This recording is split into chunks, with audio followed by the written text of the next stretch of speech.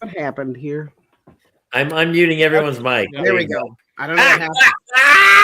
I don't know what happened.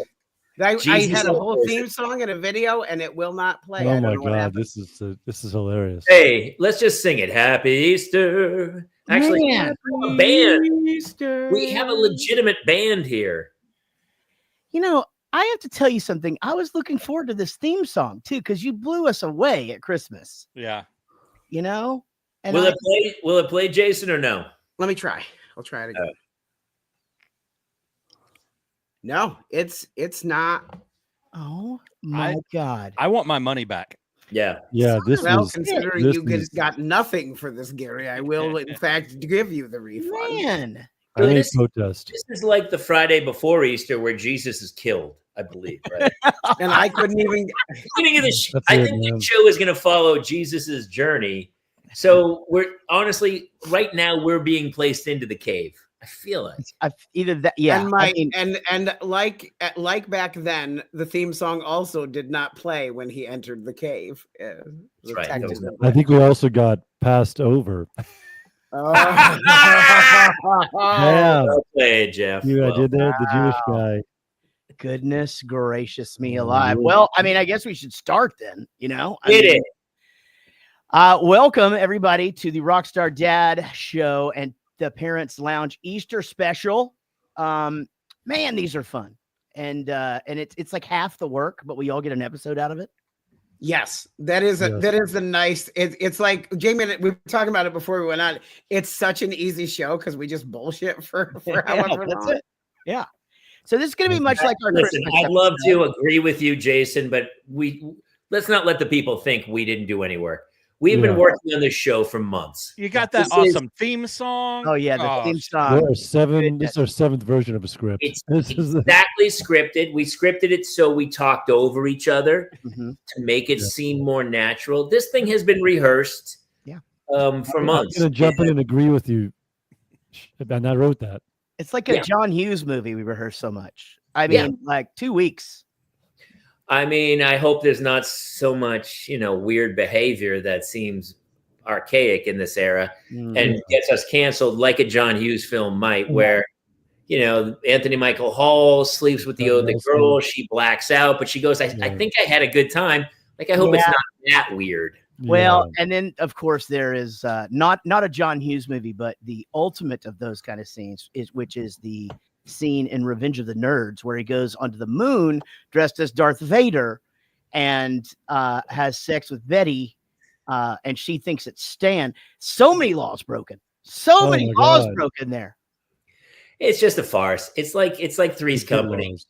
I mean, he was supposed to be gay, and that's why he was allowed to live with the 2 girls. And and then we're all the Regal Beagle doing shots. Right? That happens, but fellas, I was able to load just the audio from the song. The video is not working, but the audio song that my AI and I wrote together today is working. So I will play you a few. And nobody thought Larry was gay. That's the thing, right? We all just bought it.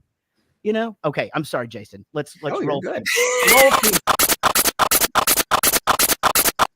It is not going to work. I don't think Jesus wants it's the dubstep version. Oh my God! I don't know why Jesus doesn't want this, but he doesn't. Yeah. Hey, happy Easter, everybody! Welcome to the Rockstar Dad Parents Lounge crossover Easter special. Jeffy Lou, Jason Gowin, Jamie Kaler, Bowling for Soup is here. I mean, that's why I'm always. I go, My name is Jaret. With me, as always, is Gary. And we are very happy. Now, this is late for us. We talked about this last year, because you guys, Jamie, you have to put your kids to bed at 8:00, so we can't start until 8. So I'm trying to book guests on the East Coast, and you're like, yeah, we can get you on by like 11:45, on a Thursday.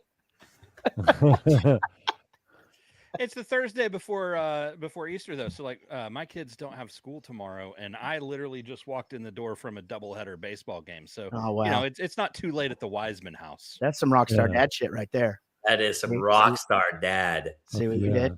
It is 11:12 p.m. here, and my kids, thanks to the miracle that is Tylenol PM, have gone off to Nice, blissful Easter rest. Just ready to wake up for a great Good Friday tomorrow.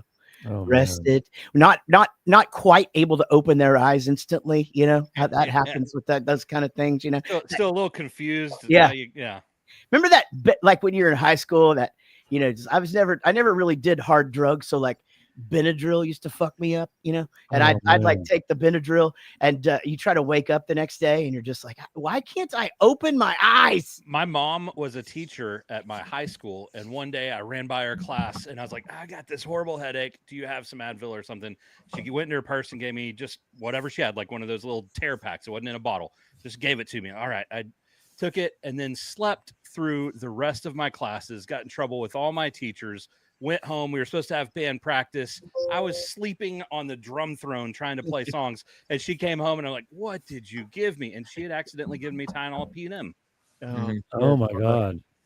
Hey guys. Now I'm at the age where it's like at this age, if I have melatonin, the next day I'm like, I'm really groggy, guys. What you have? Like, you know, when you do the road and you're like, I can't sleep because you're in a different time zone. So you try to do melatonin and then you're like, the next day you're like, I'm the man.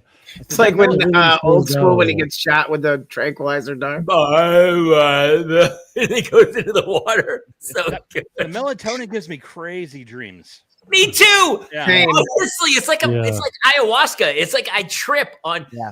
I tried it. I was doing stand up on the East Coast, and you can't sleep because you're on a different time zone. So I was like, oh, melatonin. Same, Gary.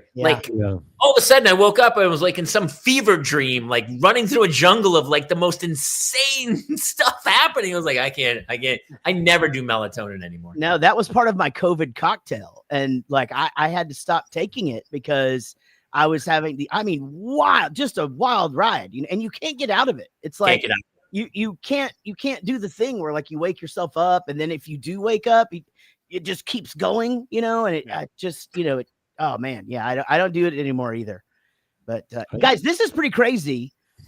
If we do have time to go to a random or spontaneous guest, we have the voice of Barney in the chat.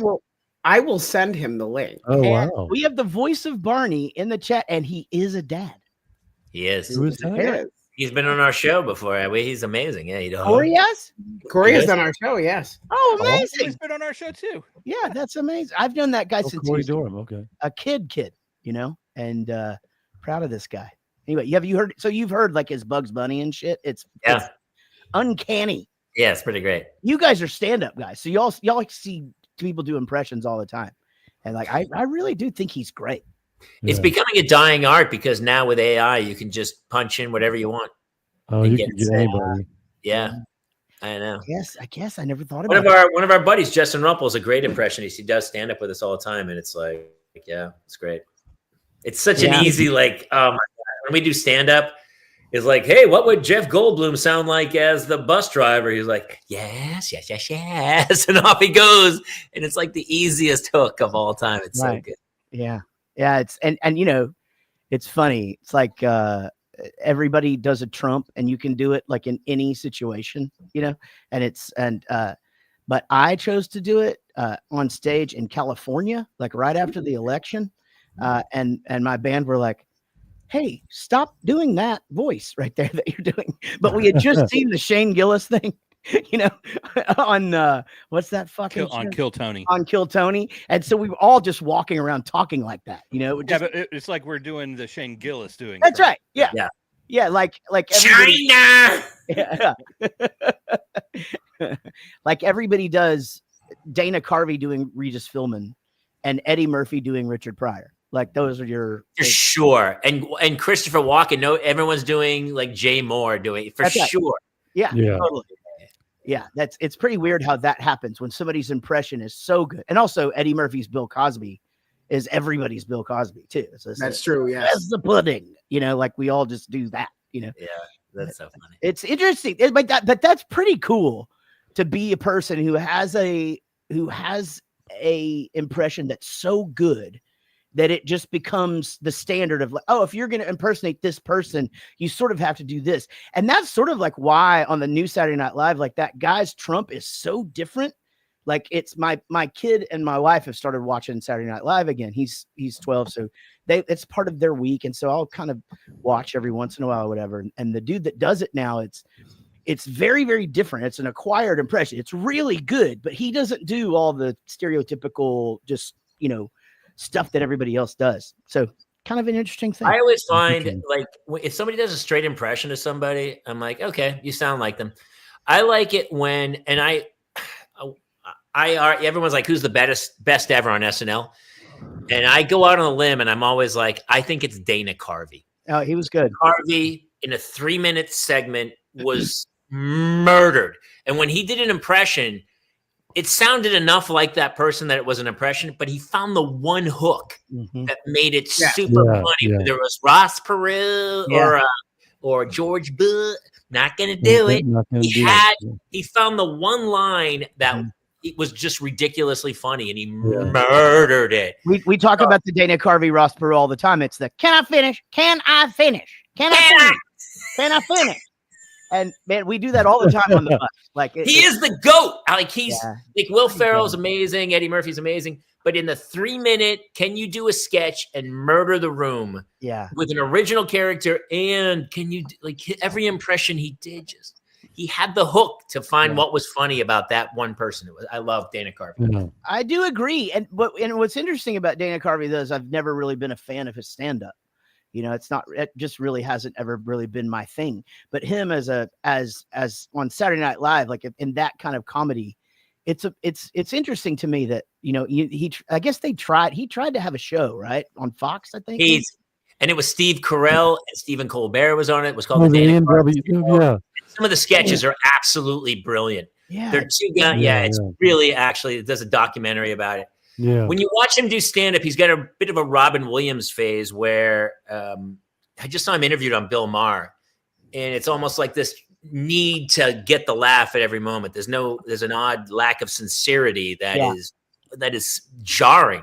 Like Robin Williams are inside the actor studios where you're like, it seems so needy, and we revere him as such a magnificent performer, and then you see the fragility of it all. Yeah, but it's so good, and it's just little increments. There's an energy to Robin Williams stand up that would make called cocaine. Well, yes, Gary, but he made you sweat. Remember he used to get really sweaty, but I remember watching his stuff as a kid, and I'd be like, "Fuck, is it hot in here? Like, what is happening?" And I started sweating as soon as you talked about Robin Williams. Just how fast. Jaret, our first guest is here. Okay, awesome, man! I am so excited to. Is this Zach? Yes. Okay, so this is not only a hero of mine, but ours actually. From a band called the Nixons, who had a huge hit in the '90s and who are back with new material, original guys in the band, touring, making music. But this guy is also a Nashville songwriter that's written number ones for Carrie Underwood. He has written number ones for who's the band that's we'll let him say it, but Skillet and but the current who's the greatest rock band in the world right now? It's the fucking Zach Myers. Yes, that one, but Zach Myers band. Let's get him on here. Zach Malloy, everybody. Yeah. Zach, hello. Yo, how you doing? Why can I not think of Zach Myers' band? Shine Down. Shine Down. I don't know if you guys know this or not, but now it's insane. But 5 years ago, Shine Down had the most number ones ever on rock radio, and they just keep putting them out. So yeah, my song broke the record. Hey, listen, here's the funny thing. Just real quick, here's the setup, Jaret. I thought I was gonna get home from a gig that Jude was playing tonight at a place called the Soho House, where I am right now in a back room, and they want to say hi. Okay. Here's Cherry Vance that are just gonna say a quick hello. So hey! Hi, Jared. Oh, there he is. Hey guys. How's it going? Good, y'all. How's it going? So Hi, Gary. Hey, how are you? Good. How are you? Guys, those girls right there were in a band called Not Your Girlfriends, and I was their second dad. And I managed them for many, many years. Their picture is right there, still on my wall. Ooh, that's us. Yeah, I see it. But they are in a band now with Zach's son Jude, and then that really, really attractive dude right there that you see in the back. And they're called Cherry Vance. So y'all go check out Cherry Vance. Get out of here. Go. Bye, guys. We also have a radio show on Adobe Radio called Live in GG, so-called live. Sorry. So Jared, they've been doing podcasts on Adobe Radio since they were little kids. And yeah. Jared, you'll appreciate this because this is a gig that's like at it's kind of a social club here that we're a part of, and so they do these shows, and this was a weird show where there was like a comedian in between. Sorry to step on you guys. You're not at all, dude.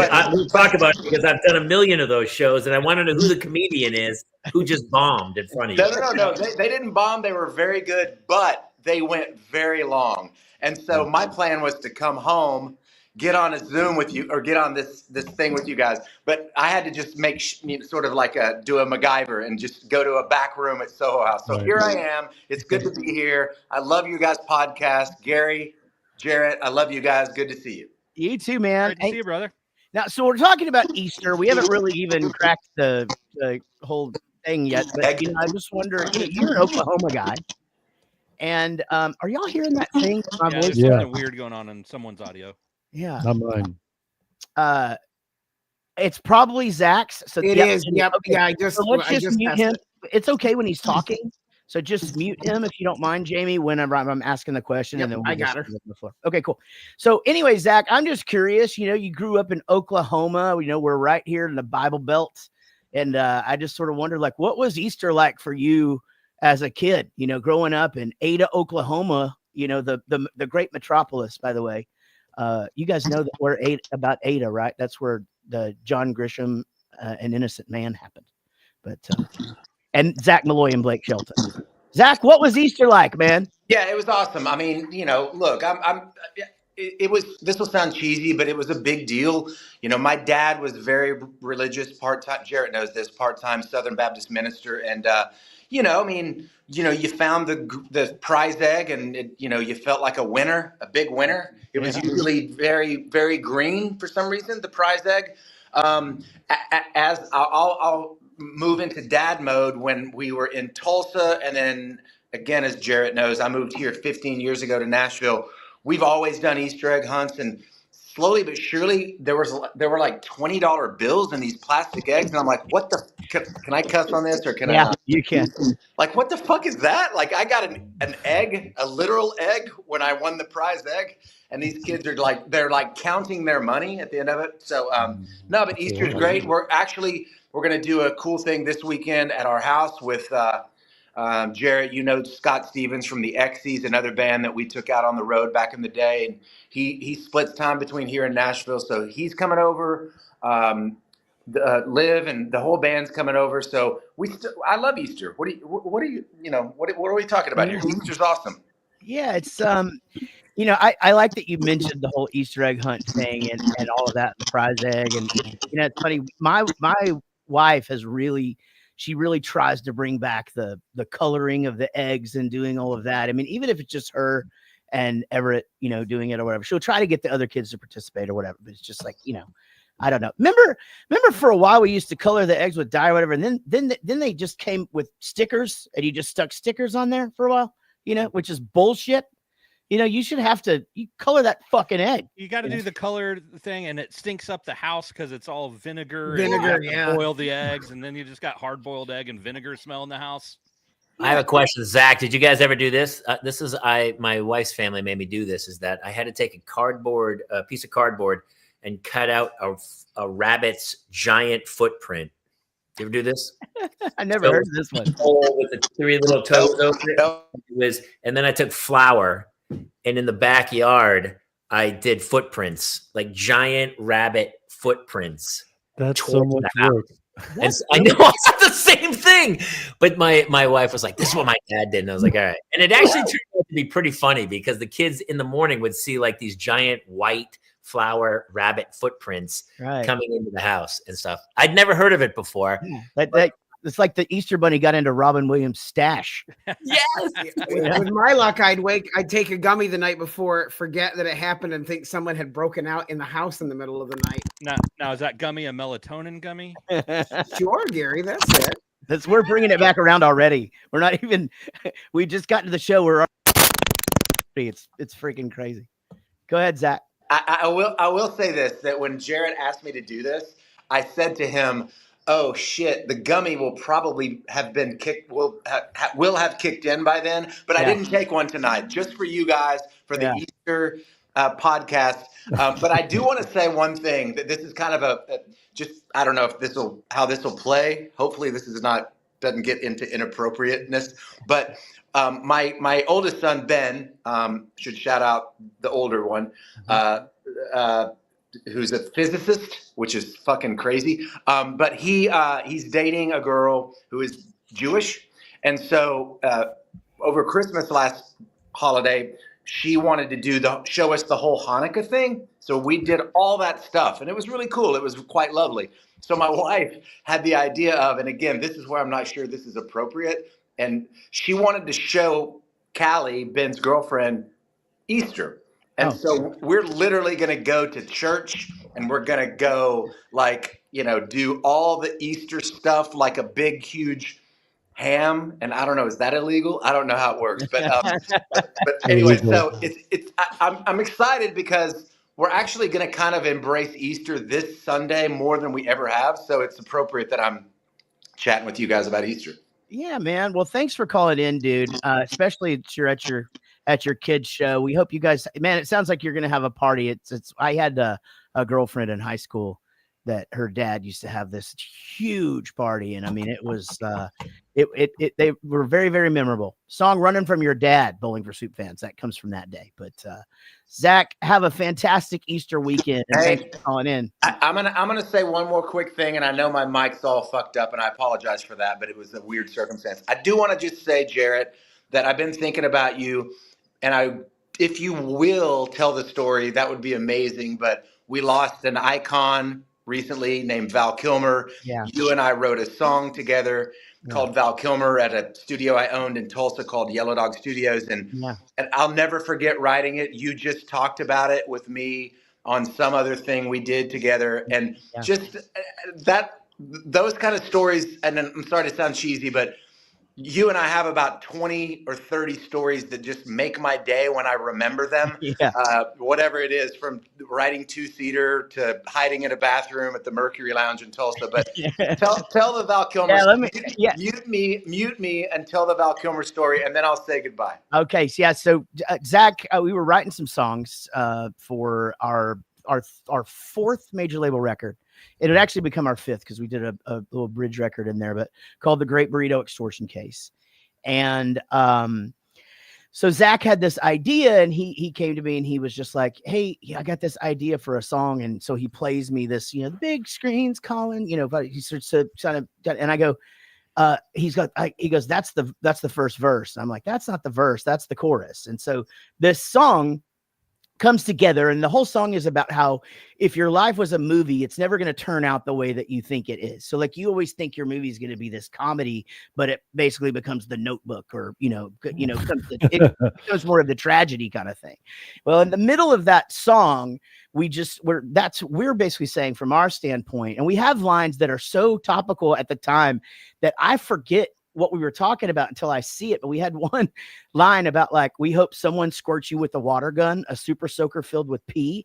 And it all stemmed from that time that Tom Cruise got shot with the water gun by the guy. Oh, And he lost his shit. And that had just happened. So the song is just full of Easter eggs. But in the bridge, we say, give me Adam Sandler, Belushi, Will Ferrell, or even Val Kilmer. He was funny in Real Genius. Top Secret was funny too, but he sucked as Batman, right? Now, fast forward. Now, and keep in mind, I don't think Zach had, but I for sure hadn't ever seen and still haven't ever seen his role as Batman. I was going by what everybody else said, that they said he sucked as Batman, and I went with it. So we end up doing the Jimmy Kimmel Show. It's our second time. Yes.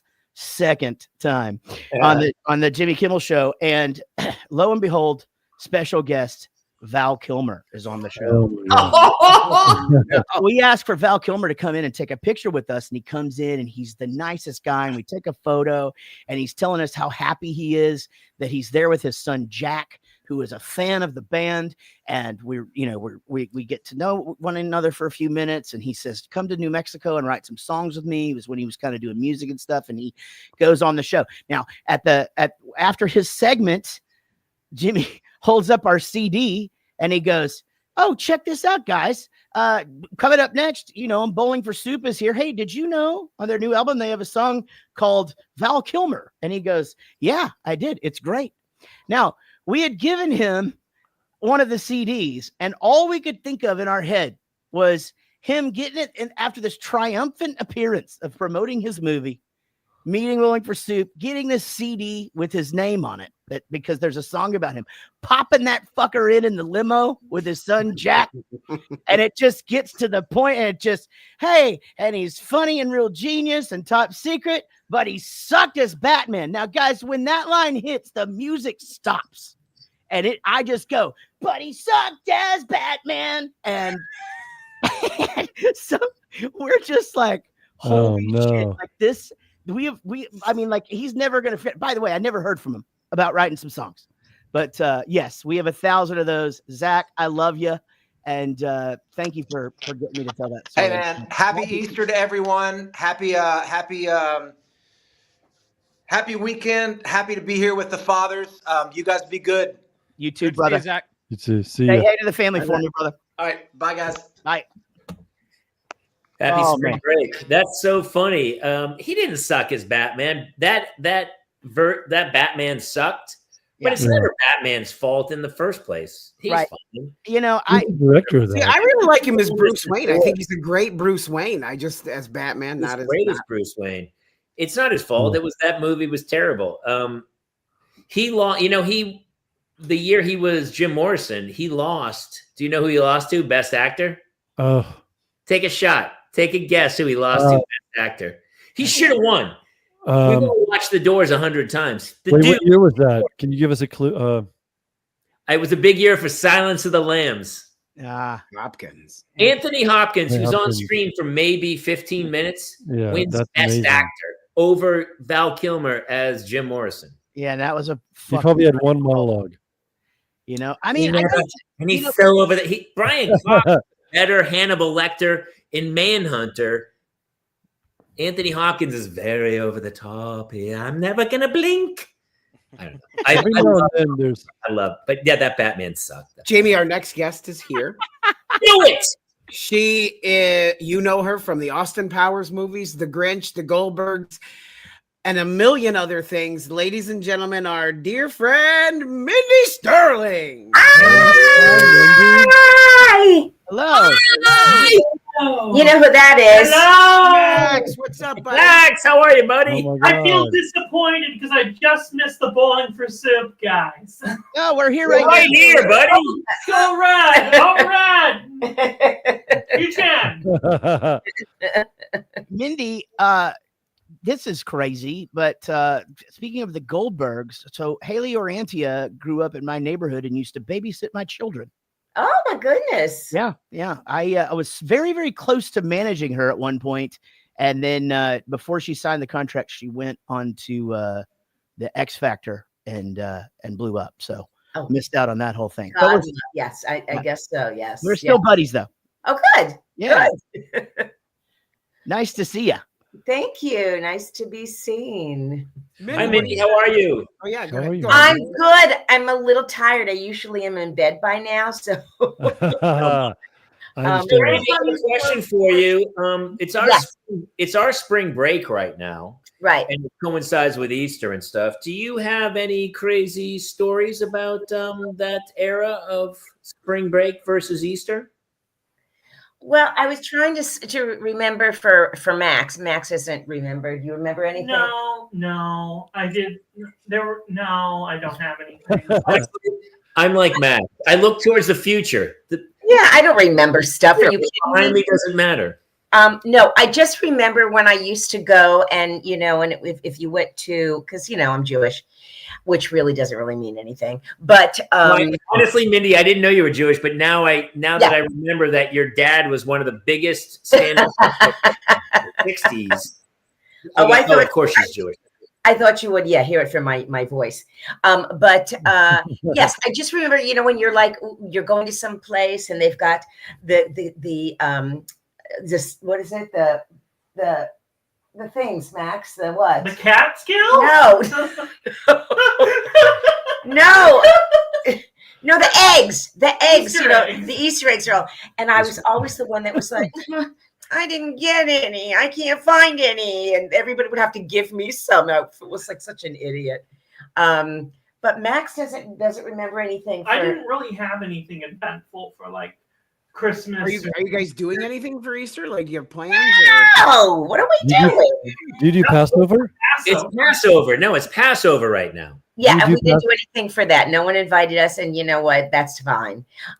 You were in London until just recently. I was. Oh my gosh, yes. It was cold but exhilarating and work or pleasure.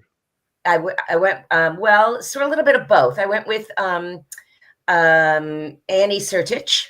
Oh, yes. I love Annie. Yes, and so we taught a little bit, and then we just had fun, and yeah, it was great.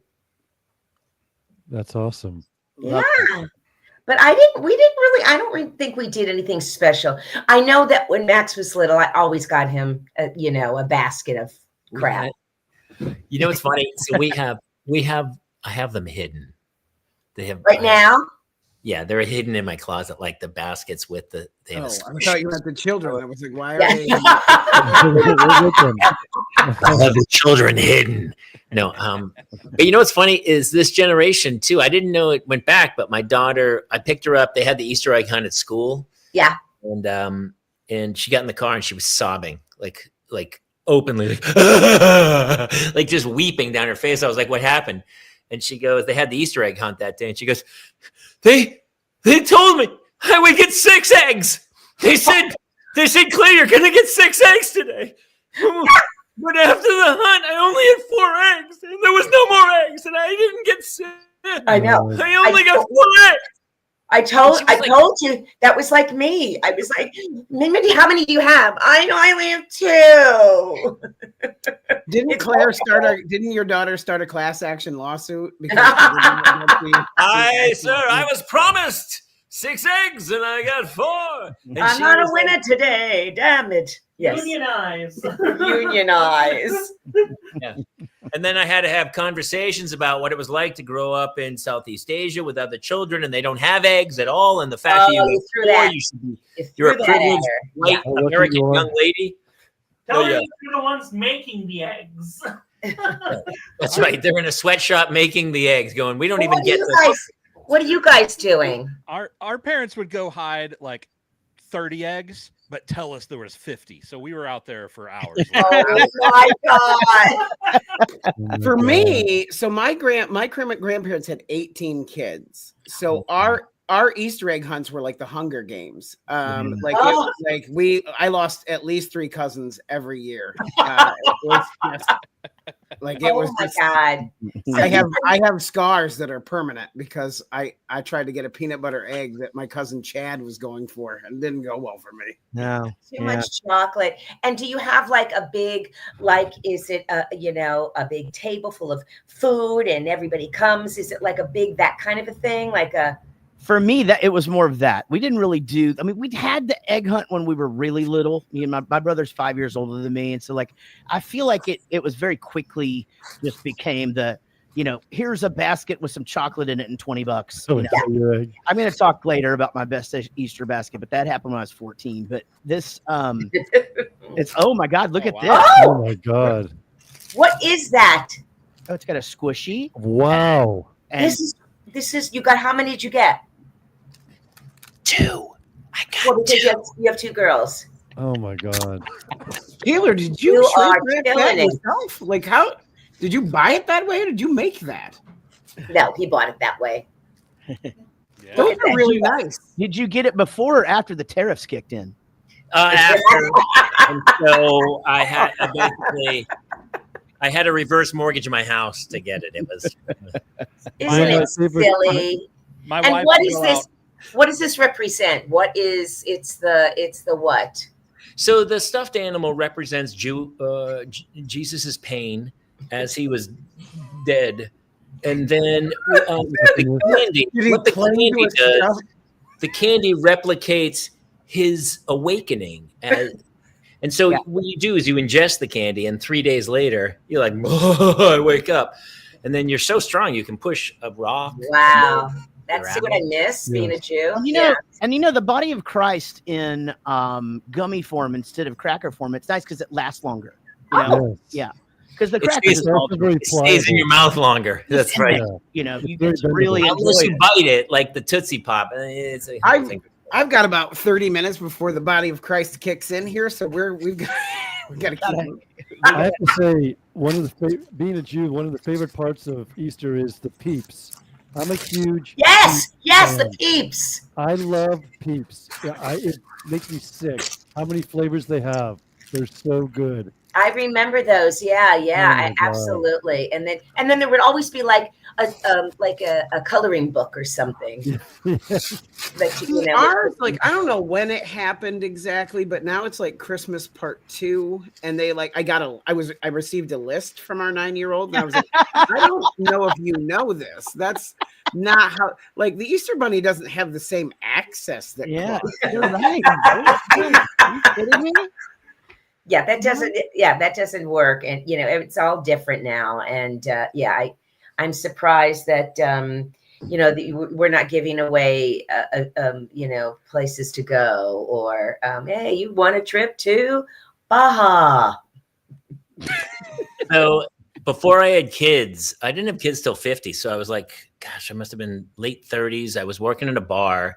And I'd get the Easter and Christmas shift all the time because I wanted it. Like, my friends would come down. And so I remember I was working Easter at O'Brien's, this Irish pub. And there was like maybe 6 or 7 of my buddies, single guys, hanging at the bar, just getting wrecked. And we decided to have an Easter shot hunt. Oh, God. So I lined up like 30 shots on the bar. And I made like slippery nipples, something with Bailey's. It had like a chocolatey cream to it, but they were potent. And then we took the 8 dudes, we put them outside the bar. They went 2 doors down to another bar for 1 drink. And then the waitress and I hid the 30 shots all over the bar. And it was one of those that had like, it was an Irish pub. So it had like different accoutrements all over the bar. We put the shots up everywhere, all over the bar. Oh my God. So that's how they had to find them? And so they would line up out front, and like kids, like little 9-year-old kids, we'd open the door and go for it. And they'd all run in, and the guy would go, hey, Gowin! And he'd drink it and put it down. And still to this day, every Easter, I get text messages from all those guys, and they were like, greatest Easter egg hunt we ever had. And my God. Don't do that with your girls, though. Yeah, that sounds. And then years later, they ended up the manager found some glass that had like mold. What is this? And everyone was like, that's from the Easter shot hunt. It was one nobody had found, and it had just formed mold over Oh my God. Oh my God. So how did that one taste? It was fantastic. Really good. I actually tripped. I guess it was like a spore or a mushroom or something, but it was awesome. You were tripping. Yeah, I tripped. Can I just tell you about what our Easter hunts with our kids? Yeah. We used to go to public parks, where the city holds an Easter egg hunt, but it's not a hunt, because what they do is they put just hundreds of eggs in an empty field, plain field, no trees. The eggs just sit on the field, and you get kids to circle around this field, and then they just say, go. That's the hunt. When you go, so it's all out. It's not like being. So it's less of a hunt and more of a gathering. It's just gathering. Yeah, but it's a free for all.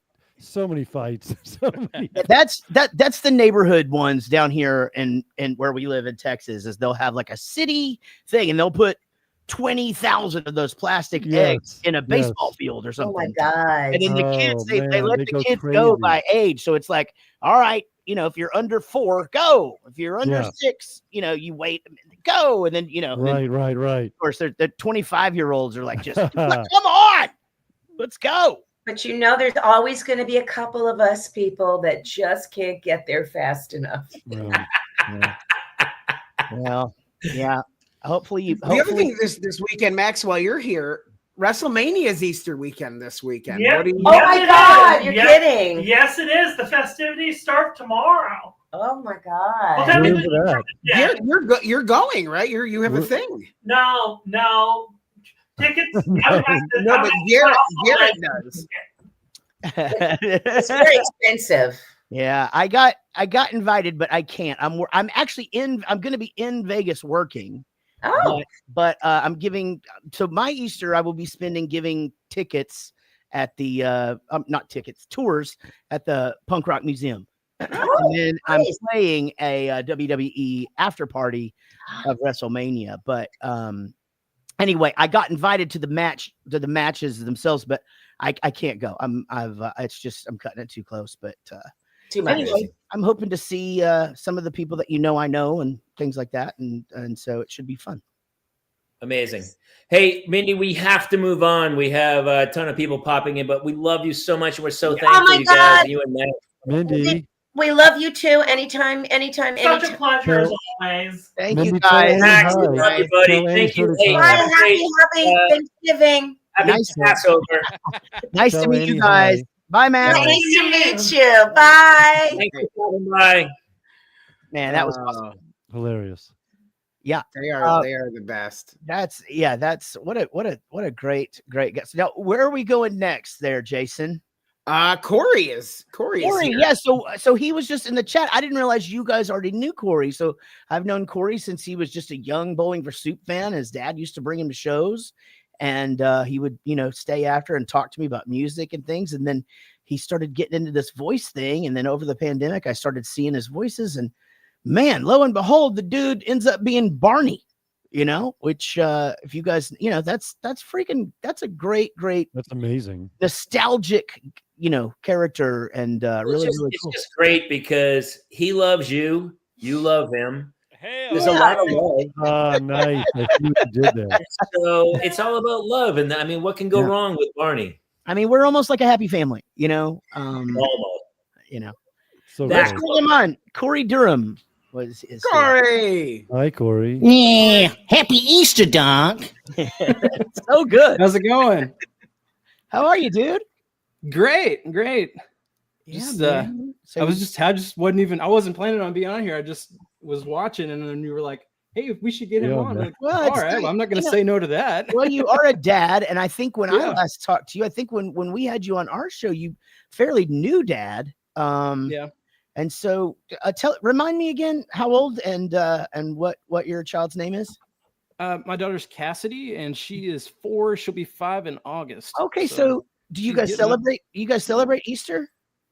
Oh yeah. We're going to be going over to my mom's and doing a big Easter egg hunt. It's a big age, 4 or 5. Yeah. Between 4 and 5 and 6 and 7, like that. These are like the really fun. These of the B-level holidays, like Right. Yeah. you really, because there's, because the B-level holidays all have an activity. You know what I mean? So it's like, it's like Halloween, you get to trick or treat, Easter, you get to hunt eggs, things like that. Basically, you just like candy. I also think that it's a bee holiday because of the food. Because they go, well, what's left? All right, I guess we got ham. We got Like, ham. Right. There's like ham. Yeah, my dad was awesome. My dad is a Church of Christ preacher, but he wasn't during the bulk. He was in the first of his adulthood, and he is now at 87 years old. But he wasn't through the bulk of like him raising me. So he just did whatever the fuck he wanted, and we liked Thanksgiving. So he just made Thanksgiving on Easter too. So and that's who doesn't like Thanksgiving besides my father-in-law. So anyway, well, yeah. So do you guys do like the whole massive food thing, Corey, and the Easter egg hunts? You said that, but and then how big is your family? We have a pretty good sized family. My parents are divorced, so I've got a stepdad, and all of his family will be there most likely. So it'll be fun. It was kind of like we didn't have anything planned as of like 2 days ago, and then we get a text, "Hey, last minute, we're doing this." Like, right. Okay, great. Sounds good. So they either forgot to invite you or it was spontaneous. It's something I didn't think about until just now.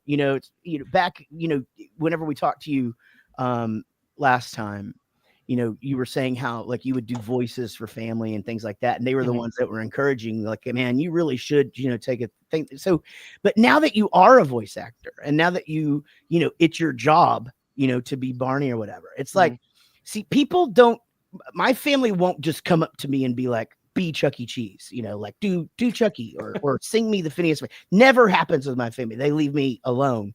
But I just kind of wondered, as from your perspective, since they've sort of been there through the journey or whatever, everybody's having little kids. Do they sort of get you to do the voice, or is it do you just do it anyway because you're like that uncle?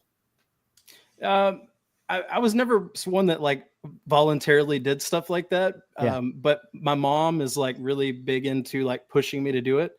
In fact, it was funny. We went to my daughter had a field trip today to the zoo, and we went to a store that's in our, around our hometown, and somebody recognized me, like, "You're the guy that does Barney, right?" and my mom, she was standing there and sees that, and she's just like, yeah, he is. And she's like going on about all this stuff. And I'm just standing there like, yeah. And anyway, but as the lady was leaving, my mom was like, "You need to say bye to her." Yeah, right. Go over there and let her know that you're. It'll be great to see you again. Just stuff like that. Now we need to hear what Barney sounds like. What's Barney doing this weekend for Easter? What's Barney's Easter plans? Oh man, I don't have any idea. Now you've got to. Well, now you've got to do I do love to paint eggs. I don't know. Yeah, I think Barney's probably resting. He's like, I'm gonna let the big stuffed rabbit have this day. Yeah, I'm gonna go chill. Me and Baby Bop just kick it, for a bit. And well, dude, congratulations on everything. And man, I know you and I were supposed to have a chat, and my God, I know you watched the roller coaster that is my life. Bowling for Soup took over our lives again. Like it felt like 2007, starting about a year ago, and we're literally all still dizzy. I mean, it's been a wild ride, but yeah, it's been busy. By the way, Jared, we keep seeing you pop up in the news, buddy. which is, by the way, great, but also at a certain age, you're like, news is not good, but it is good because it's good to see the band and you guys are doing so great still and hitting the road. And listen, we're all aging and things are changing, but the fact that you guys are still rocking and rolling is pretty amazing. Dude. You're saying that like when you see somebody my age that's been living the rock star life for so long and you see that I'm in the news, at first you go, "Oh shit." I'm already pulling out like photos. I go, I think I have a photo with him that I can post on Instagram. Because that's what we do when people die now. No, not at all. I got it perfect. I have if seen something you guys happens, post. I've got this middle square with Jared that I'm going to post immediately.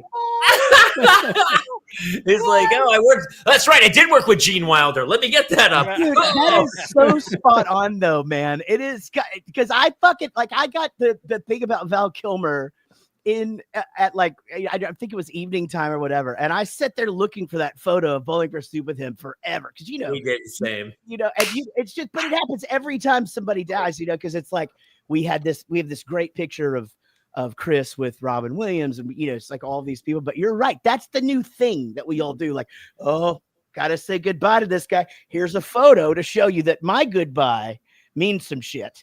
And we all do it. Well, it's yes, but I would argue it's also it's an acceptance of our life and our structure, and to go like, how great is it that we look back, and I was telling you before the show, I posted this clip of me on Renegade, the first show I ever did, and it was Lorenzo Lamas and this crazy thing. And it was like literally 1 week of my entire life. Yeah. But it was a big deal. And so you do Kimmel. By the way, doing late night TV is a huge fucking milestone, dude. Yeah, it's to have a song where they go, "You're booked." Yeah. Monstrous. Amazing, yeah. You know what I mean? And so to then pair with Val Kilmer, and I go, "Yeah, I fucking wrote a song about it." Like, I know. easy. Dude, you know what? Our one day of your life, one day. I know. And you know the most heartbreaking thing for us is that the two that we wanted were obviously SNL or David Letterman, and we fucking got David Letterman, and I get the call on Monday.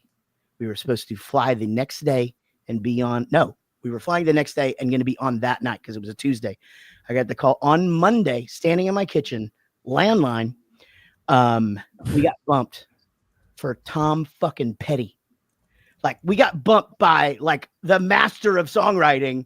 I was gonna say it's not Tom fucking Petty. That's not bad. It's Tom Petty. If you're gonna get bumped by anybody, it's a good bump. No, that's what I'm saying. Like, we weren't even mad. We were like, dude, this is almost. Yeah, it's almost like this is almost better than getting the show. It's like you're still there. Yeah. Well, we were there. We were on the list. Everything was great. We know David Letterman knew who we were because he approves all the shit and all that stuff, right? And then they just call and they go, "Yeah, sorry, Tom Petty moved his release, and he really wants this Tuesday or whatever." But they never rebooked you down the road? No, because all all those late night wars work, and so all of the hits we had already done. That was for 1985. And we had ended up doing that on 3 other shows. And so once you get on those, they're not gonna take you. So, we did Leno, and we did Craig Kilborn back in the day. Jimmy but looking back, each one of those is so monumental in your life, but also I would argue each one of them means absolutely nothing. You know what I mean? Yeah. Like in the moment, it's this moment of like, holy shit, can you believe where I am, what I'm doing? Yeah, like it's pretty wild. But without it doesn't change anything. Like everyone always used to go, "What was your big break?" And you go, "Dude, there is no big break." It's definitely not ever with that. And like those shows do nothing for you at all. No, it's just one more step up the, not even up the ladder. I would say it's just one more step to you're treading water still, trying to hold together this combustible event. I feel like maybe it used to be like Johnny Carson would be big. Well, Johnny Carson back in the day. Yeah, when you did stand up, that was it. Changed your life. Roseanne did it. She was a star. You know what it is the equivalent to? It's today's viral social media post. Yeah. So if you went on Kimmel back then, you might as well have. So that'd be like you did a post and you got 6 million views. Yeah. It's kind of the same thing. But I will say this. So we got the Val Kilmer story the second time we were on Kimmel. The first time we were on Kimmel, we got a great Patton Oswalt story. I'm not going to tell it, but because, I've done it on the line and we're running and we're, trying to catch up. But I will say this is what's great about that is Patton remembers the story and he's one of my favorite comedians and it's really cool because he always responds to my shit. He comments on my posts and all because I made an ass of myself. Each one of those things ended up being really cool nights and we have great stories and you're right. Like at the time, holy shit, this is amazing. And then, later it's like, oh, that's a cool night. The way that your label acts to you or did back then, in the early 2000s, mid 2000s, I guess. The way that they would act towards you for these spots or whatever, it was just so over. It's like it's like how teachers treat kids on standardized test week. You know what I mean? Like they put all this pressure on them, and it's just all this fucking. So much. It's you got to do this, and we're telling our kid like, "Hey, don't worry about it. You don't give a shit. Just do your best and whatever." It's like but and that luckily we had people around us, say the same thing, but. Anyway, we got off on a tangent, Corey. We hope you have a fantastic Easter. Thanks for you too for calling in. We already asked you about your plans, and but you're on social media and doing stuff. You want to tell everybody where they can find you? Oh yeah, anywhere on basically any platform. It's just Corey Durham Voices. Yeah, man. Or you can go to kdvoices.com. Everything's on there too. Well, Corey, before you go, could you do us a favor and wish everybody a happy Easter as my daughter, Barney? Oh yeah, of course. Everybody, I hope you have a wonderful Easter. Hi. Ah, Hi. hi. What a cutie. Happy Easter, man. Happy Uh, Easter, guys. Thanks for joining us, Court. Later, Court. Man, what a story, right? Just such a Crazy. cool story. That's Yeah. hilarious. And He he's came like, on our show and told us the whole story. It's nuts how he ended up getting the voice of Barney. But that's Barney, that's amazing. Nice. crazy. And he's met the guy that like the original guy, and it's just a really, really cool story and a great guy. So All right, so listen, before we have to jump to our next guest, but before we do that, Jeff Lewis is going off to has a Twitch. He has a Twitch event right now that I think a lot of people who are coming to watch us are going to go watch him. Jeff, what are you playing? What? What are you playing? I'm playing Red Dead Redemption. Oh, Very okay. excited. Doing some shooting and killing and fucking. Do we have to? I think we have to disconnect you at some point, Yep, Jason. Absolutely. Yep, Probably, we will make that What- happen. how does that work? You just play the game and they watch you, and you just like comment on it while you're going through and stuff, or Yeah, they're just like here, like a chat watches and says stuff, and I talk to them, and sometimes they play with me once in a while, and yeah, it's pretty fun. I like video games too, so it's kind of perfect.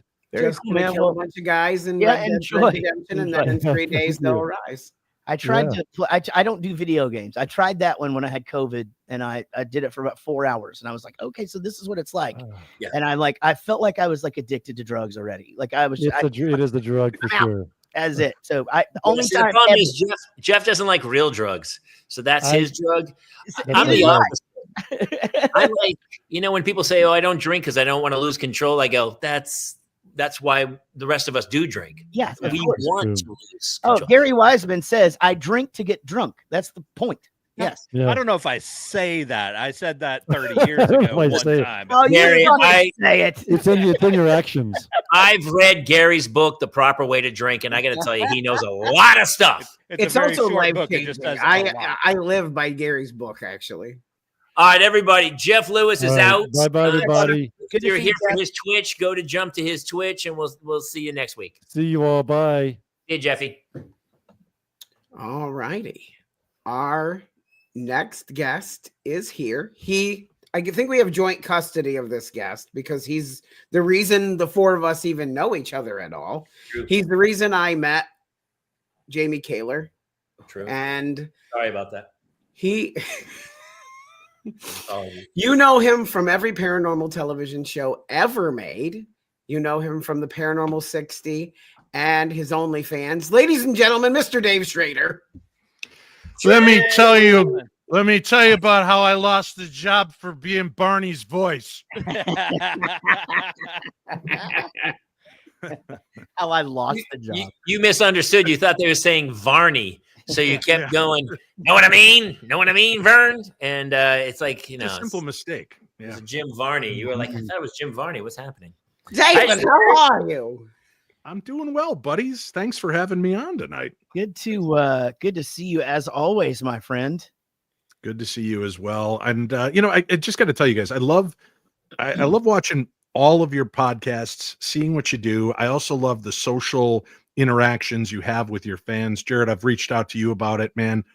I know I've talked to Jason about his as well, as going that extra mile to keep in touch with fans that are having a rough time, and letting them know that you're human too, really makes an impact on people. So thank you for doing what you do. Kaler, thanks for saying that. You're just a lost soul, buddy. Thanks, man. It's a huge part. Again, I've said it 1,000 times. It's not.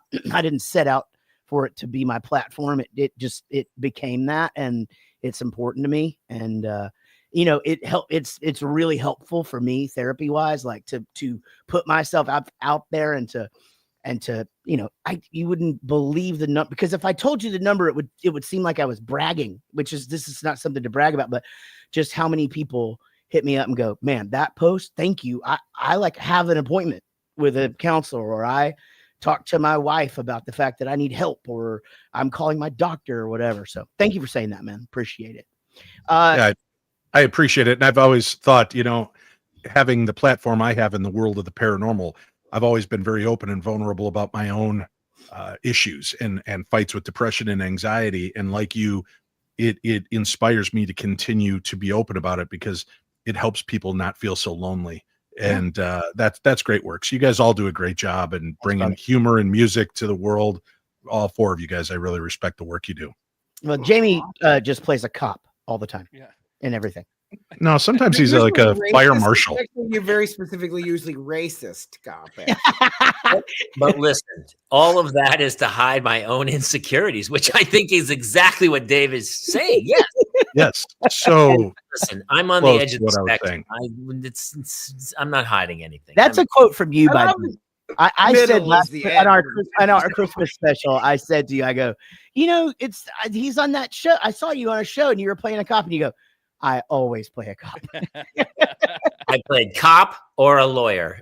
And today I read for a doctor, and I read for a sheriff. I had 2 auditions today: sheriff, doctor. I could see doctor for you, especially as you start to get older. Because how much older do I have to get? Fucking Jared, Jesus Christ! You know how the doctors are always old on TV. Remember Trapper John MD? What was that? Not that John Carter though. I do. Yeah, John Carter was not old.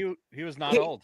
Killer, you're like 2 years away from the whole world of Get Off My Lawn Kids roles opening up for you. So what's crazy is I'm literally 24 years older than Wilford Brimley was in The Thing. I know that's how crazy this is. I know when they start to do the thing where they tell you how old Archie Bunker was and the Golden Girls and all that stuff, and you're like, what? Like Archie Bunker was 42?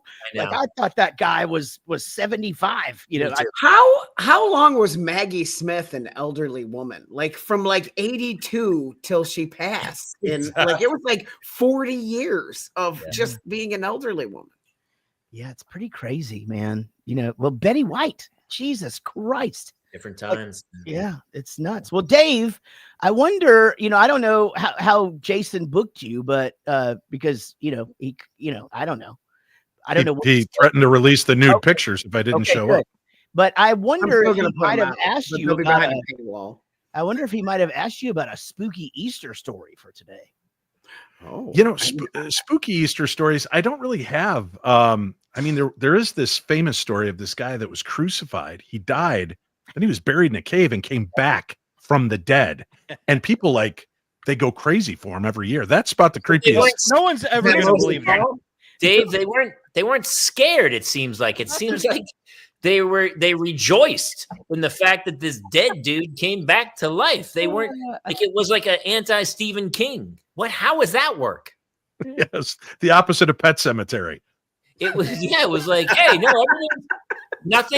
nothing went wrong. Like he came back to life and everything was pretty great. I don't have, there's no dark stories except for Jesus's own that really is attached to Easter. I've got one really cool childhood memory. I used to have a black lab named Kaler, and my dad did the Bob and Doug McKenzie thing to it. My dad was out painting the house one day and our black lab wouldn't leave him alone. So he reached down with the roller and rolled a big stripe down her back. So she looked like a giant skunk for the next 4 years of her life. I wondered where the strange brew thing was going, but now yeah. Well, remember their dog Hosehead had the big stripe down. Of course, yeah. No, I do. I get it now. So it was Easter morning, and I hear the dog going ballistic, and then I hear this loud slam and crash in the kitchen, and then the door slam. I get up and I go running out there, and my dad comes running out, and he's like, "What's going on?" I go, "I don't know." And there's a big tuft of rabbit fur in the dining room by the back door. And my dad goes, "He must have chased the Easter bunny out of here." And we started looking out, found the Easter eggs. I had that tuft of hair for, 8 years as a kid, because I was like, I got a piece of the Easter bunny. How cool is this? I mean, I came out to find out my dad just accidentally ran over a bunny's nest in our yard when he was mowing. He leave that there for me. That was our little thing together. So for years, I believed that the Easter bunny got bit in the ass on the way out our door by my dog Kaler, and I had a tuft of his hair to prove it. So, oh my God, wow. That story came with, it's like the Easter version of Blood Diamonds, kid. There's just so many layers. It's so deep. Yeah, my so that's super common where we live. the lawnmower over the nest of bunnies because rabbits are horrible mothers. And so they leave their babies all day and they bring them food back or whatever, but they literally just leave them there.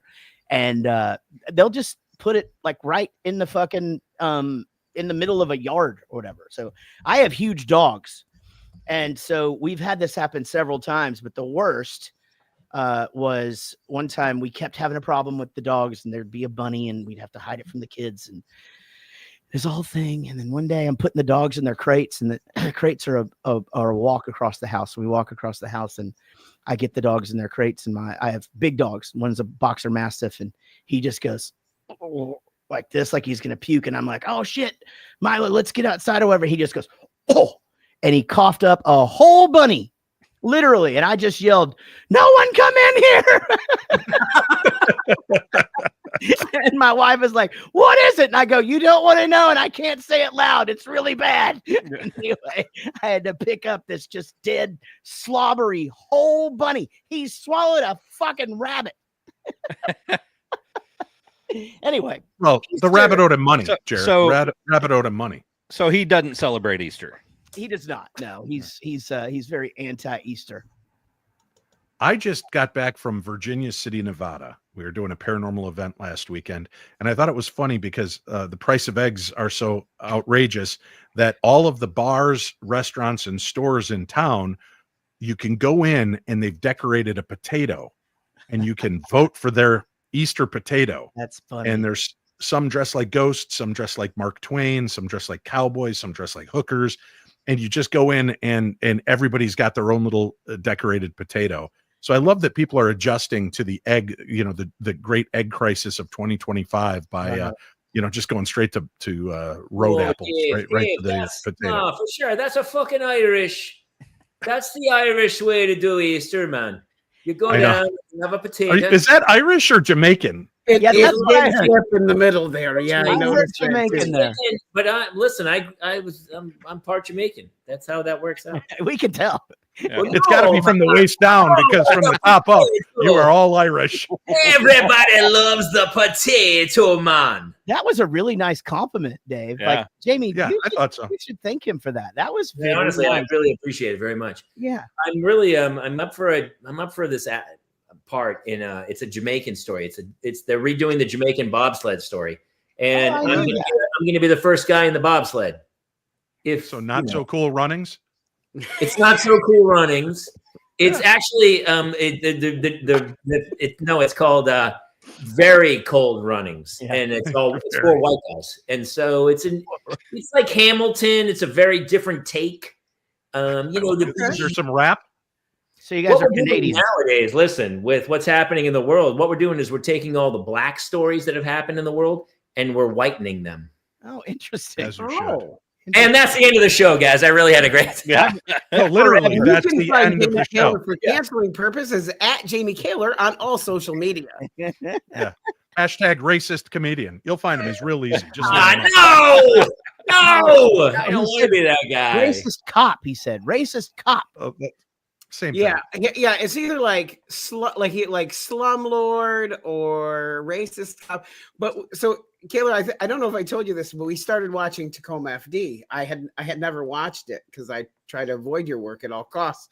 But so we watched it because Melissa had never seen your work, and she goes, he's just playing himself. And I was like, yeah, that's what he does in everything. That's literally what he does in everything. By the way, I have news for you. That's what every fucking actor on earth does. There's 4 real actors. Daniel Riley. Yeah. No, it's just. I think it's just him. De Niro. Gary Oldman. Everyone is Oldman. Gary Oldman. Yes. I think Leo. I think Leo acts. No. Have you seen What's Eating Gilbert Grape, Jamie? It's a good Easter movie. Check it out. He's a character actor trapped in a leading man's face. Man. I like him when he's in his character parts. I do think he was great as Gatsby.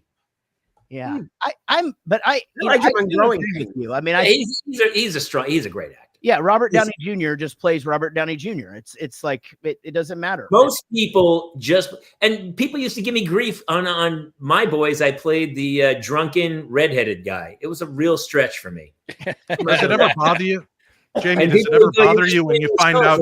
Hey, I go, listen, you play yourself when they yell action. It's not as easy as you think it is, but sure, yes. Does it ever bother you, Jamie, when you find out that they're hiring a Jamie Kaler-like character, but they don't call you? Oh shit! It's happened. It happened 3 times in my career. You're the twice. Smash It said looking for a Jamie Kaler type. My manager called and they go, "Yeah, we don't want Jamie Kaler. We wanted a Jamie Kaler type." That happened twice, and once a guy wrote a part for me in an episode of Providence where the character's name was Jamie, redheaded bartender at the time. I didn't get it. Somebody else. Way. I was like, the Jamie Kaler type has done wonders for John Michael Higgins' career. When you didn't get it was because Tom Petty got it. Tom Petty. I got bumped for Tom Petty. He brought it back around. Wait, what's the John Michael Higgins thing? Because that guy does your shit or what? No, it's so funny you say that, Jason, because I lost a lot of parts. I would read for stuff and then they go, no, John Michael. There was an era where he was in everything. Yeah, he was. I mean, he was. And I lost a lot of parts to him, but part of me was like, he's really funny, and I thought he was fantastic. And he's pretty good. I know what that's like. I was up for this lead kind of host for this live Halloween paranormal special, and they just were like, "You're not believable, but we do have this guy named Jamie Kaler. He's a comedian, and he got the gig." The guy who didn't believe in ghosts, that guy got the gig. Yeah, I remember him. Yeah. That was so much fun. We did Haunted Live together, right? That's how all of this. That's why we're here today, because it all kind of fell together. Wow, that's crazy. That is crazy. Well, Dave, you are awesome, and it is always good to see you, my friend. I hope you have are you doing anything fun this Easter? We've got family stopping by in waves because I've got 11 children and 9 grandchildren, and we're just gonna, it's just like a homeless shelter here. We just have food in aluminum bins. They can come in and feed themselves. Pop-Pop's going to sit there with some Easter bunny ears on and hand out eggs. And hey, really quick, Dave, I know the official count's at 11, but I also know there's probably a lot of incoming messages. Are we still at 11 or 11 for now? Or as what's the 23andMe? Have they you're on like their monthly subscription letter where they go, hey, we got 3 more for you this month. They're worried that I'm eventually going to get to. Yes, they're worried I'm going to end up being 24andMe, and then all about done. Nice. Ladies and gentlemen, joke of the night, dude. That's awesome, Dave Schrader. There it is, Dave Schrader. Thanks for being on the show, brother. I love you, guys. brother. Happy Easter. Everybody. Love you all. Take care. Stay safe. Easter. Love you, Dave. That's so funny. Man, what a great dude. Yeah, great guy. And he's how the 4 of us met. I mean, that's pretty crazy. Boy, I walked right into that fucking Easter story. I walked right into it. That's how it happens with Schrader. That's always how it happens. You walk in, then all of a sudden he turns it, and you're like, all right, Dave, you got it. And I just sat here, just fucking letting him do it to me. Just like an idiot. Yeah. Why didn't I think of that? Wait, we have another guest. Is there more guests? Yes, we do. Yeah, we do. And they're here, right? They are here. Okay, so I will say this. Definitely some of our favorite people in the world. We vacation together, we tour together, we make music together, and just really, really special people. These guys are called the Dolly Rots. It's Lewis and Kelly, and they actually I don't know how they have managed to do it. They had their first kid around 11 years ago, I think, maybe 12 years ago, and they started taking the baby on the road with them, and then they had a second kid a few years later, and they just kept doing it. And I think all of us were like, there's no way they can, and they make it work. And it's just the coolest thing. So let's welcome into the Rockstar Dad Show and Parents Lounge Easter Special, Lewis and Kelly Dolly Rots. There they are. How's it going? In character. Yeah, that's so creepy. Does I know. that thing's mouth move? Yeah. Yeah, it's pretty cool. It is terrifying. My God. I got that. I think it was a Father's Day gift a few years back. Yeah, it's pretty cool. That I'm gonna is- take it off it's- though because it's very hot and spooky. I told it's this artist, this woman, she lives in, I think, New Orleans. Yeah, it was New Orleans. And I asked her to make the bunny on the cover of Because I'm Awesome, like in And so the she flesh. did, but like the thing is, like, but it's this, so like, scary. puppeteers, like knife. Yeah, it's weird. And also, I don't need to wear that the whole time. It's terrifying. Sam brought that to our show in Jacksonville. You guys, though, both of you guys growing up in well, I guess you know what? That's not an assumption I can make. You guys are both because Lewis, you were moving all over the place, and your family's Ecuadorian. So, Well, yeah. Well, don't say that out loud. Don't tell Ice. Oh shit. Oh yeah. Well, your dad is a respected member of the community. You're fine. Yes, of course. What was let's just go to you first. Did you guys celebrate Easter as a kid? His is way different. No, well, mine is different because I grew up in Texas actually. Yeah. So I grew up in Austin, but my grandparents lived in Bryan College Station. So like every Easter, we'd go to their house, and they were like super Methodist and stuff. So they were by grandparent. He means the family that adopted the Ecuadorian kid who they were came to America. They were like my American grandparents. Oh, okay, got it. They introduced me to all the, hey, you're gonna die an egg, or like here's a basket filled with like this like green plastic stuff and like treats and stuff like that. So it was a sweet tradition that my family wouldn't have known about. Yeah, like Lewis's parents, they never gave them Easter baskets when they were kids or anything. Right. Yeah. Like, Just not, this wasn't like a not thing. part of the It's a culture. Bob story. Yeah. Right. Yeah, but you get to jump off the couch on New Year's Eve, and that's I mean, they've got a lot of cool celebrations. Yeah, we set things on fire at different times of the year and like things throw like stuff that. off the bridge. It's all good. Kelly, was yours a little bit more traditional? I assume? It was very traditional, Irish Catholic upbringing. I'd go to my grandma and grandpa's. My mom is one of 10 kids. My dad's one of 6. It was like a big thing. A lot of the tinfoil containers to feed a whole lot of people, and that's actually I got a bunny on I think my 3rd Easter. And a real bunny.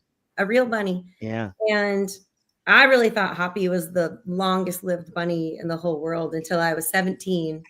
And we were actually at Easter with family. Lewis was there. With you. That's how long we've been together. Yeah. We're watching like home videos, and I was like, "Oh my God, it's Hoppy!"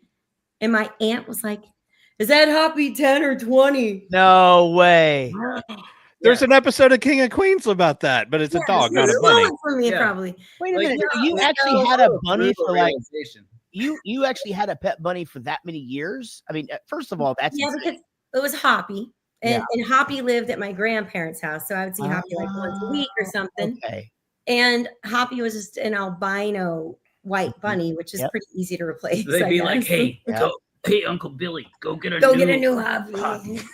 So my mom made the mistake of getting me and my brother bunnies for one Easter, and we had a little pen, and they were outside, and we kind of fed them all that. One day I go out, and I had the white albino one, and she had and my brother he had you got to be careful with that shit, man. It's 2025. Yeah, we had a white bunny with black ears, and anyway, I go out one day, and my brother's bunny is laying in the little food trough with a broken neck, just like this, right? And this is pre-Google, so we had just sort of started to ask like, what would have happened or whatever. Well, apparently, when female bunnies get pregnant, they just kill the male if they're caged together because they don't want the male to eat the babies or some shit, right? Yeah. So my brother's bunny got my bunny pregnant and then was murdered. Dude, that's brutal. Yeah. And bunny moms are terrible. Oh yeah, they're we just talked about that. They're the fucking worst. And in Texas we know that because everybody, not everybody, but a lot of people have run over a nest of baby bunnies. Really quick. Are we still talking about bunnies?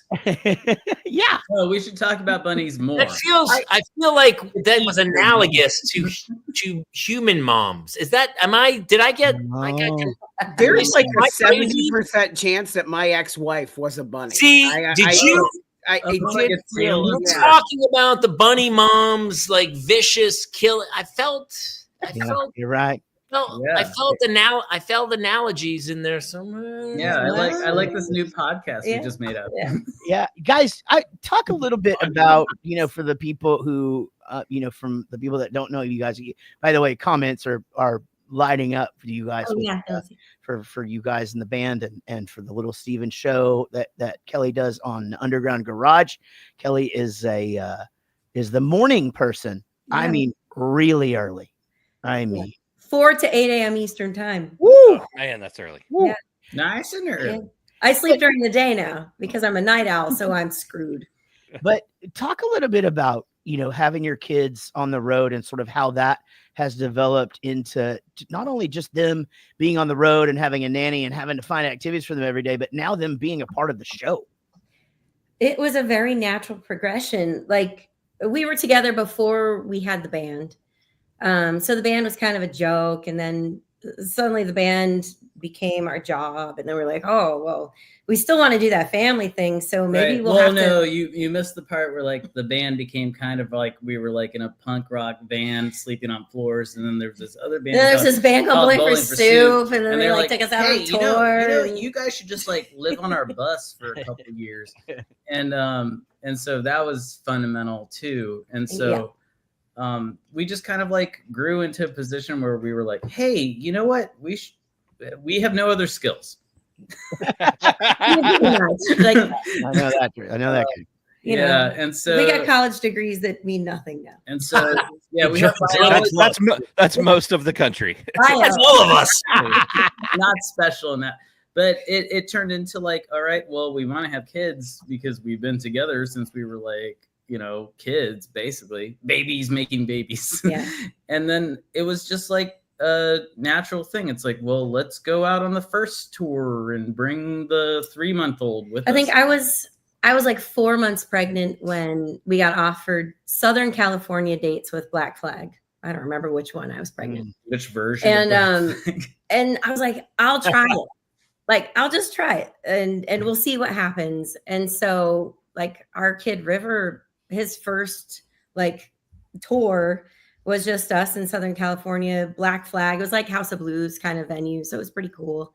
And then we would have friends come babysit him at night because it was close to home. We lived in LA at the time. It was like whatever punk guys we knew in town. It was like, the other bands. Well, the other bands were parents. Well, that guy's a really good uncle, and like we trust him, so he's gonna watch River tonight. Well, he likes screeching weasels. So yeah, he's cool. but I mean, like River was 4 months old. I think I was 4 months like post C-section on stage, and I think I've never been so terrified in my life to get on stage, and I'm always terrified. Gary and Jaret can tell you that. But the minute I got out there after having River, I was like, oh my God, I feel like myself. Like, this is who I am. Like, I like all of who I had become as an adult had kind of like fallen apart when I was a new mom. And getting to play those shows, I was like, wait a minute, I think like maybe I can figure this out. Like maybe I can make it work. And so then we said yes to South by Southwest. And then it's like all of a sudden it's like, wait, we have to hire a tour nanny. Yeah. And so what? That's a really good point and something I never thought about. But hearing you say that, because when so in my band and in my friend group or whatever, we were the first ones really to have kids. Yeah. And so, you hear and it is true. I mean, you kind of stop being invited to stuff because you can't really go to a lot of shit, and even if you do get invited, you can't go. And so your life does change. And the fact that you were able to keep the side of you that gets to go up on stage or whatever, you have this dose of normalcy every night, and you're the party. So, you're still partying, and then you're being a mom, and you're partying, you're being a mom. It's just the best of both worlds. Yeah.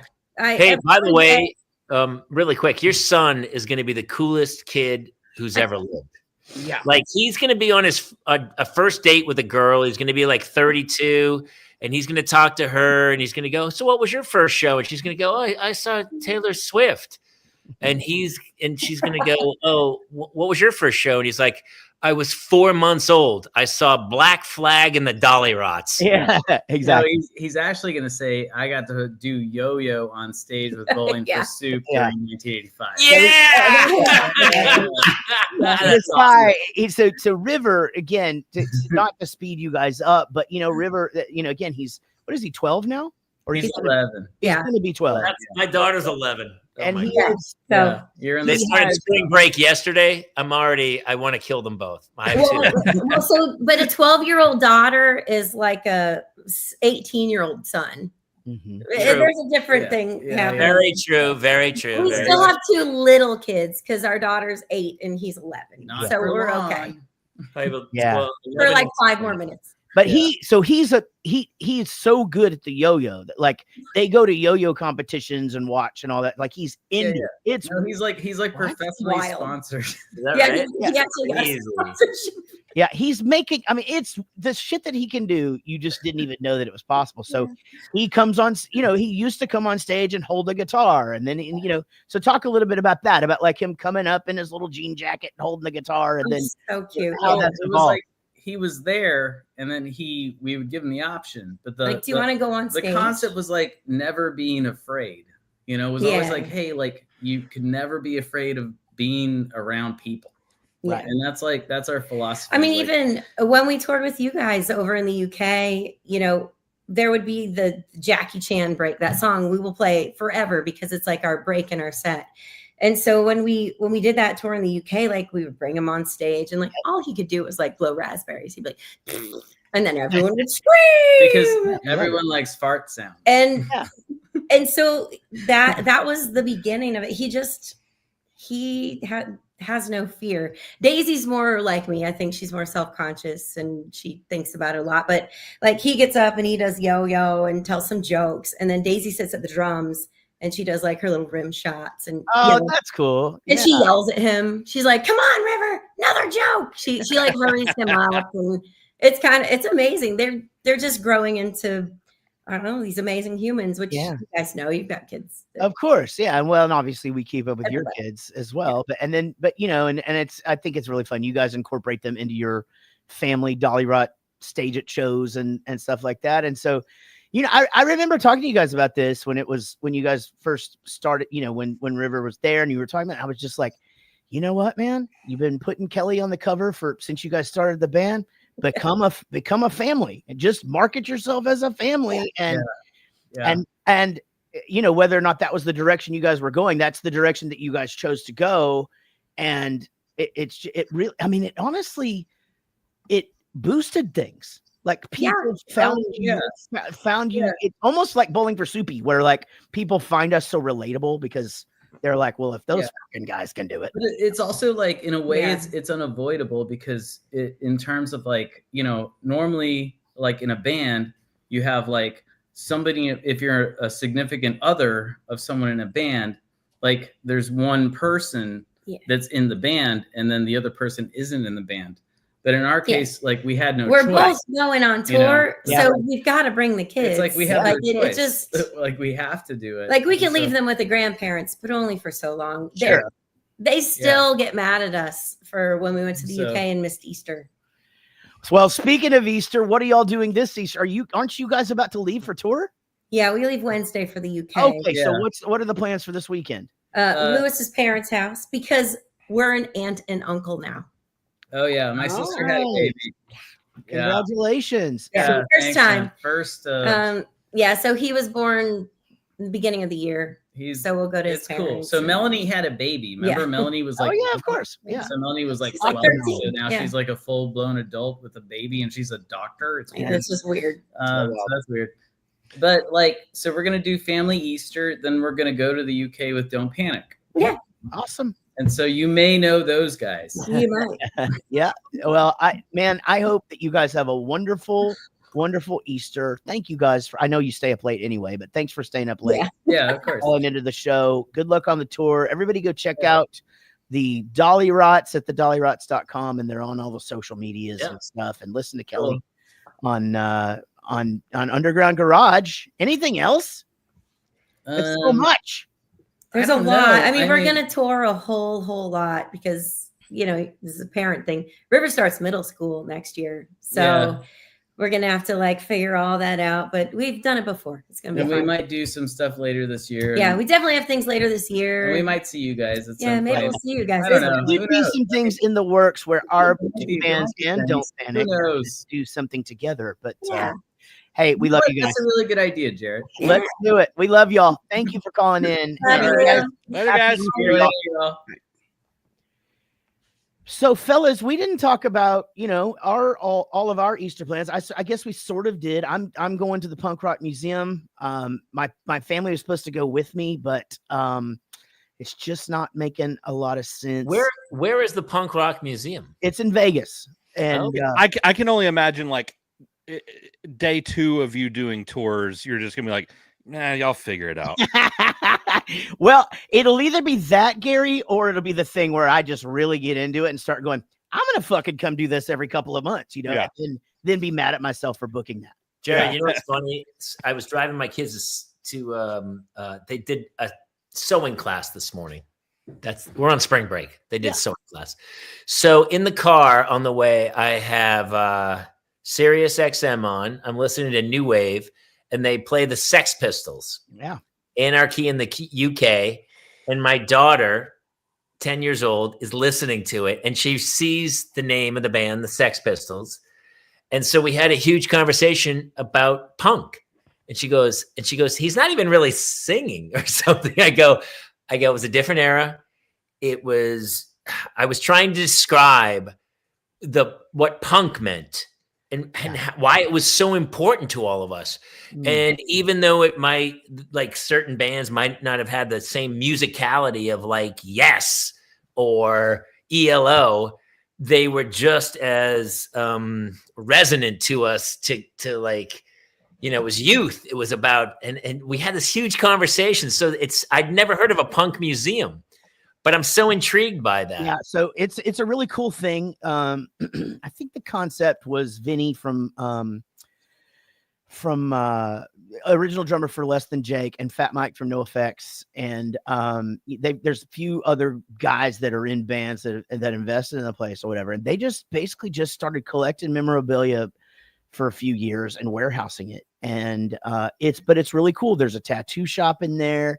There's a bar in there. So like it's not, and they're there all the time. So like, you just never know who you're going to see when you go there. And so they do these deals where like this weekend I'm there and Frank Zumo from Sum 41 is there. And then next week it might be, Kevin Loman from Warped Tour or whatever, but it's always these, there's 4 or 5 guys or girls giving tours every week. And people know that when they buy. So like, I have 6 tours, so you can go and you can book a ticket and come there. And there's a jam room in there. Me and Frank are going to play some songs. It's a really, really cool thing. So, and we're super honored because we have 3 or 4 things in the exhibit. And, if you're going to describe, like, I was trying to explain, she was like, what is punk? Yeah. I think one thing that you could probably say, she's like 11, you said? She's 10. So, I think you could say something to the effect of, does she know who Blink-182 is or Green Day? No. Okay. No, I'm way older. Dude, I saw the Ramones. I saw the Ramones in like 79. No, but but like her experience, like, does she watch, like, I don't know. There has punk today.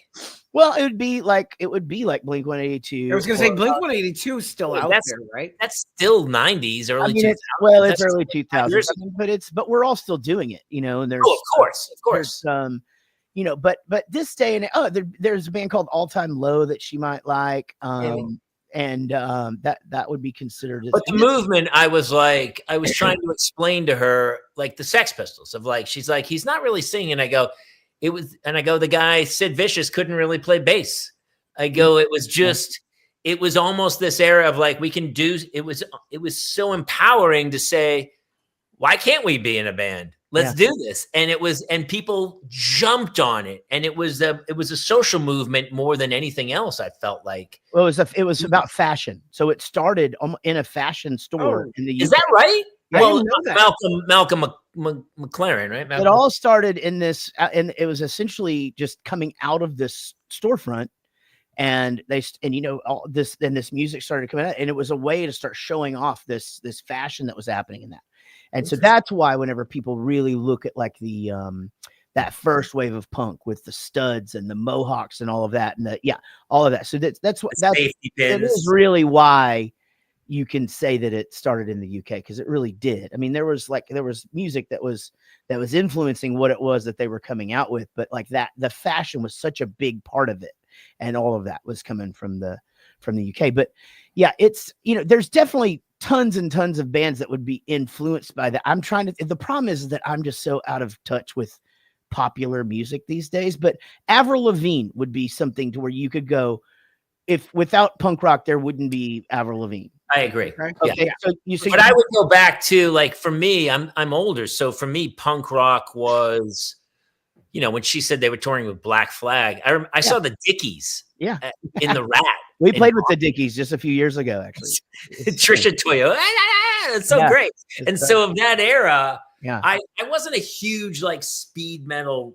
I was more the Pretenders, Elvis Costello, the Clash. I was more new wave than anything else. But all that new wave came out of that whole punk movement. Yes. Yeah. That's all. It's you could see like how it was just so influential, but basically what punk did from a music standpoint is it simplified because music was complicated, in the 70s, especially, it was like, you had everything had these 5-part harmonies and 6 guitar solos and all this shit. And what punk rock did is it made it to where like anybody could pick up a guitar, and like, you didn't have to even be good or tune it or whatever. And you could kind of get out there and just almost like what hip hop does, where they get poetic about what it is that they care about in some way, and they start to shout it with an attitude, right? Hey! But yeah, the simplicity of it really reeled the kids in. Hi, happy Easter. This is Hannah. Hi, Hannah. My friends, the band Bowling for Soup, a very iconic band, and we were talking about the origins of punk rock, and yes, so it's odd because I talked to her about music, but I was, the music coming up today, she loves Sabrina Carpenter and all these everything's pop now. And I feel like all the era of what we came up through, I had punk, but I also had new wave, but I also listened to classic rock like Petty. Mm-hmm. Then, in the 90s, I had you guys and I had all that era and stuff. And now it feels so, it's almost like found its lane. It's all been homogenized into one simple pop era. I feel like different nuances have been lost. I got it. You know that song, It's Raining Tacos. That's your favorite song. No, that's not. She plays it for all the time. That's Claire. That's Claire's favorite I don't song. know that song. Okay, let me tell you something. That guy's in a punk rock band called Nerf Herder.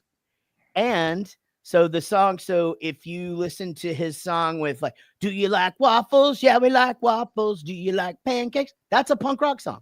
That is a punk rock song for sure. Yeah. So right when it got good. When it happened. Oh no. Kaler froze. Uh-oh. What happened? He didn't. It's just he ran out of minutes. He's still on dial-up. Yeah. He doesn't have the rollover. Okay, he's back. You're back. You're back. Say it all again. You're Chuck E. Cheese and Phineas and Ferb, which is like she finished it. Ferb. And then when you cut out, how's the song go? Chuck E. Cheese, where a kid can be a kid. That's me that does that. That's it. Isn't that crazy? And I go, there's 104 days of summer vacation. The school comes along just to end it. And Gary plays drums on that. Yeah. That's right. So I didn't know that, Gary. I did not realize that. Yeah. Yep. That's actually Bowling for Soup that does that. But man, what a show, guys. We really did it. Dude. Every time you guys ask us to do a show, it's just a pleasure. I mean, it's honestly too easy. I sit back and watch the show. It's so amazing. Well, here, can I tell you one thing? You know, you hear all these terrible stories about these self-indulgent musicians who are, you know, so about themselves. You guys are unbelievably awesome. And I was like, well, they're an anomaly. And then every single guest you've ever had on this show is the nicest person. Like, how are you in rock and roll? Like, they are the nice. You guys have a community of amazing, sweet performers who just love music and love going out and doing what they're doing. To see that other, you know, the Dolly Rots, and they're just the nicest people, and going out with their family on the road and opening for Black Flag blows my mind. It's hard to think of, Gary, right? Like people that we've met along the way that just aren't good folks or nice people, at least, you know? Yeah. I wonder sometimes. I mean, I think it's like the genre that we're in. It's that pop punk thing that we're in, where, you know, we all kind of grew up DIY and helping each other and all that. Because we do kind of sometimes bump into, whether it be the pop world or especially in the like rock world, where people don't have that as helpful and as friendly attitude. Not that they're not nice and friendly. It's just not as outgoing and let me help you. It's more competitive with an edge to it, you know? Well, and we do control who we're with for the most part. And you reap what you sow, brother. Yeah. And, you know, Right, I do think that we sort of draw in the kind of people that we would want to be around. And, you know, when you're cool, you attract cool people, and it shows. And it's just amazing, dude, because honestly, every time you've brought a guest in, I'm enthralled by their stories and their life, and I love it. And so just watching all the people you've brought into the joint shows we've done, every time I'm like, what a great group of people. I had no idea like this world existed, and it's so great to see. So thank you for letting us be part of it. I have a question. Hannah, what are you most looking forward to with Easter? You got big plans? Well, right now, what I just want is Daddy to tuck me in. She came up. Oh, okay. It's 9:48 here. Luckily, there's no school tomorrow. We're on spring break, so I'm going to go down. My wife's out to dinner. It's a family. It's a family. Hi. Hi, Hello. Read them through here? No, not really. No. Hi, Boy, Mia. she's up really late. Hi. That's Mia. Hi, Mia. How late is it for you guys? It is 11:48. It is almost 1 a.m. for me. Goodness gracious. We're night owls here in the Wiseman house. Yeah, well, this man's got it. I'm gonna go tuck myself in because I have an early flight, but I got a plan, guys. This is what I think we should do. We should do 3 of these a year. We should do a summer special, Christmas, and Easter. Agreed. Cool. Done. Year, we do it, and all I ask for is that the summer special, let's try to do it a little earlier, so that if we can. The day of the week doesn't matter, but that way we can get even some more guests or whatever. But I can easily go earlier. Don't wait for me. I can go way earlier. Yeah. Let's do it at like 9 a.m. Fantastic. Yeah, 9 a.m. We'll day drink. It'll be great. You know, Mia's in. She likes that. Yeah, I love it. She likes a day drink.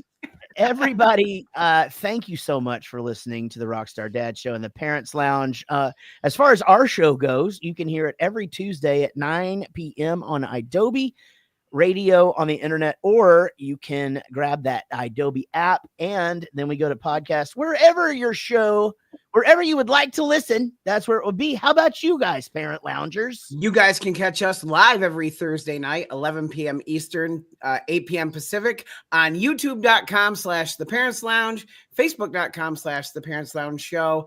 We're on Twitch at Jeffy Lou, and you can get the audio version of the podcast wherever you listen to podcasts. And what a show. Love you guys. Happy Easter. Love y'all. Everybody, let's get y'all to bed. Get thee to bed. And that's it. Fun time. Great to see you guys. Yep. Y'all be good. Love you guys. Good night, Super everybody. fun. Thanks for having us. Wait, stay there. He needs to stay there, right?